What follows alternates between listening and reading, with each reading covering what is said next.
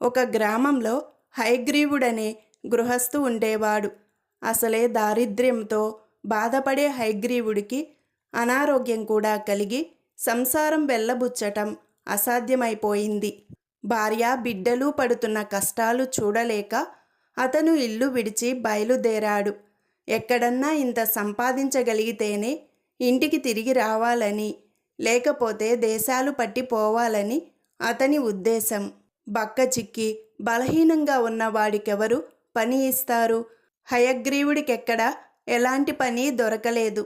పూర్తిగా జీవితం మీద విరక్తి చెంది అతను ఒక అరణ్యంలో ప్రవహిస్తున్న నది వద్దకు వెళ్ళి అందులో దూకేశాడు. ఆ సమీపంలోనే తపస్సు చేసుకునే ముని ఒకడు ఇది చూసి పరిగెత్తుకుంటూ వచ్చి హయగ్రీవుణ్ణి నది నుంచి బయటికి లాగి అతని విషాదగాథ విని, నేను నీకొక మంత్రం ఉపదేశిస్తాను. దాని సహాయంతో 3 రోజుల పాటు నువ్వు కోరుకున్న ఆహార పదార్థాలు లభిస్తాయి. అటు తర్వాత ఆ మంత్రం నీకు పారదు. అందుచేత దాన్ని మరెవరికన్నా ఇచ్చేయి. మంత్రాన్ని ఇవ్వడానికి ఎవరు దొరక్కపోతే దాన్ని అలాగే వదిలేయి. మంత్రశక్తి నీ చేతిలో ఉన్న 3 రోజులు సత్తువ కలిగించే ఆహారాన్ని తిని అలా సంపాదించుకున్న బలంతో పని చేసుకో అన్నాడు. హయగ్రీవుడు సంతోషంగా ఇంటికి తిరిగి వచ్చి ముని చెప్పిన మంత్రం జపించి తమ ఇంటికి ఆ రోజు కావలసిన బియ్యము, పప్పులు, కాయగూరలు, పాలు, పెరుగు, నెయ్యి, వంట సామాగ్రి వగైరా కోరుకున్నాడు. 3 రోజుల పాటు హయగ్రీవుడి కుటుంబం కడుపు నిండా మంచి ఆహారం తిన్నారు. 3వ రోజున హయగ్రీవుడు మంత్రం జపించి మరి 3 రోజులకు సరిపడే ఆహార పదార్థాలు కోరుకొని నిలవ చేశాడు. మర్నాటి నుంచి తనకు ఆ మంత్రం పనిచేయదు కనుక దాన్ని ఎవరికిద్దామా అనుకుంటుండగా 3వ నాటి సాయంకాలం ఒక బిచ్చగాడు ఆకలితో అతని ఇంటి ముందుకు వచ్చి శోష వచ్చి పడిపోయాడు. హయగ్రీవుడికి ఆకలి శోష ఏమిటో తెలుసు. అందుచేత అతను ఆ బిచ్చగాడికి తెలివి తెప్పించి తన ఇంట్లోకి తీసుకుపోయి భోజనం పెట్టాడు. తర్వాత అతను ఆ బిచ్చగాడికి తనకు తెలిసిన మంత్రం గురించి వివరంగా చెప్పి ఆ మంత్రం సహాయంతో 3 రోజుల పాటు సుఖంగా భోజనం చేసి బలం తెచ్చుకోమని, ఆ తరువాత మరెవరికన్నా ఉపదేశించమని అన్నాడు. బిచ్చగాడు హయగ్రీవుడి వద్ద మంత్రం నేర్చుకొని వెళ్ళి దాన్ని జపించి ఒక బస్తా బియ్యం కావాలని కోరుకున్నాడు. మరుక్షణమే అతని గుడిసెలో ఒక బియ్యం బస్తా దబీమని పడింది. బిచ్చగాడి భార్య సంతోషంతో నాట్యం చేసింది. బిచ్చగాడు బస్తా నుండి కొంత బియ్యం అంగడికి తీసుకుపోయి అమ్మి ఆ డబ్బుతో ఇంటికి కావలసిన వస్తువులు కొనుక్కొచ్చాడు. ఈ మంత్రం ఇంకా 2 రోజుల పాటు తనకు పనిచేస్తుంది. ఈ లోపుగా దాన్ని సద్వినియోగం చేయటం ఎలాగా అని బిచ్చగాడు తన భార్యతో చర్చించాడు. మంత్రం 3 రోజులు తనకు ఉపయోగపడ్డాక వాడు దాన్ని తన భార్యకు చెప్పాలని రూఢీ చేసుకున్నాడు. అందుచేత ఇంకా 5 రోజుల పాటు ఆ మంత్రం తమ అధీనంలో ఉంటుంది. ఆ భార్యాభర్తలు చాలా దురాశాపరులు. వాళ్లకు ఊళ్ళో వాళ్ళ మీద కోపం కూడా ఉన్నది. ఎందుకంటే వాళ్ళు తమకు రోజు బిచ్చం వెయ్యరు. ఒక్కొక్కప్పుడు విసుక్కొని పొమ్మంటారు. ఈ మంత్రంతో తమ ఆశ, ఊళ్ళో వాళ్ళ మీద కసి కూడా తీరాలని వాళ్ళు నిశ్చయించారు. అలా చేయడానికి వారుంటున్న గుడిసె పనికిరాదు. నిర్జన ప్రదేశం కావాలి. అరణ్యం మధ్య ఏనాటిదో ఒక పాడుబడిన పెద్ద భవనం ఉన్నది.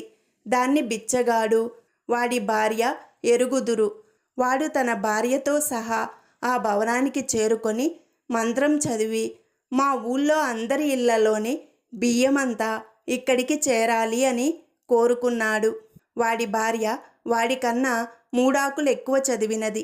మొగుడి నుంచి మంత్రం తనకు రాగానే ఆ ఆశాపాతుకురాలు దేశంలోనూ రాజభవనంలో సైతం ఉండే బియ్యమంతా తెప్పించి అరణ్యం మధ్యలో ఉన్న ఆ పాడుబడిన భవనమంతా బియ్యం బస్తాలతో పేర్చి నించింది.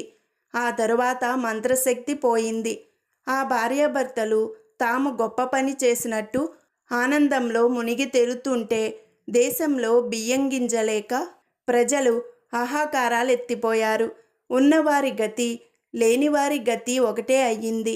ఆకలి తీర్చుకోవడానికి దొరికిన దుంపలు, కాయగూరలు, ఆకు అలములు తినవలసిన దుస్థితి అందరికీ ఏర్పడింది. దేశంలో ఉండే బియ్యమంతా ఒక్కసారి ఎలా మాయమైందా అని అందరూ ఆశ్చర్యపోయారు. ఈ రహస్యం తెలుసుకోవడానికి రాజుగారు 4 మూలలకు గూఢచారులను పంపారు. ప్రజల కోసం అన్నం లేని సమారాధనలు చేయించాడు. ఇంతలో ఒక విడ్డూరం బయలుదేరింది. ప్రతి ఇంటి నుంచి ఎలుకలు బయలుదేరాయి.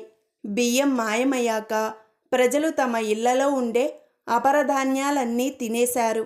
అందుచేత ఇళ్లలో ఉండే లక్షలాది ఎలుకలకు ఏ ఆహారము లేకుండా పోయింది. అందుచేత అవి వేల సంఖ్యలోనూ లక్షల సంఖ్యలోనూ బయలుదేరి తమకు ఆహారం ఎక్కడ దొరికేది తెలిసినట్టుగా ఒకే దిక్కుగా పారిపోయాయి. ఈ సంగతి తెలియగానే రాజుగారు ఆ ఎలుకల మందల వెనుకగా తన భటులను పంపాడు.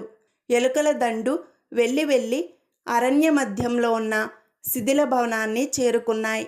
కొందరు భటులు ఆ భవనాన్ని చుట్టుముట్టారు. మరికొందరు లోనికి వెళ్ళారు. లోనికి వెళ్ళిన వారికి అద్భుత దృశ్యం కనపడింది. భవనం నిండా ఎక్కడ చూసినా బియ్యం బస్తాలే.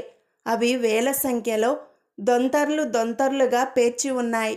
రాజభటులను చూడగానే బిచ్చగాడు, వాడి భార్య పారిపోవాలని యత్నించి భటులకు చిక్కిపోయారు. మీరిక్కడ ఎందుకున్నారు?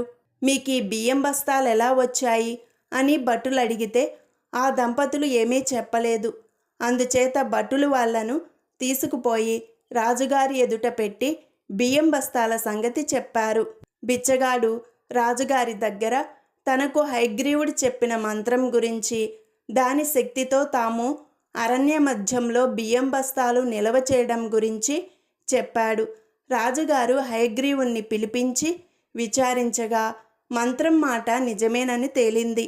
తరువాత రాజుగారు అరణ్య మధ్యం నుంచి బియ్యం బస్తాలు తెప్పించి ఎవరు పోగొట్టుకున్న బియ్యం వారికి ఇప్పించి బిచ్చగాన్ని, వాడి భార్యను కారాగృహంలో పెట్టించాడు.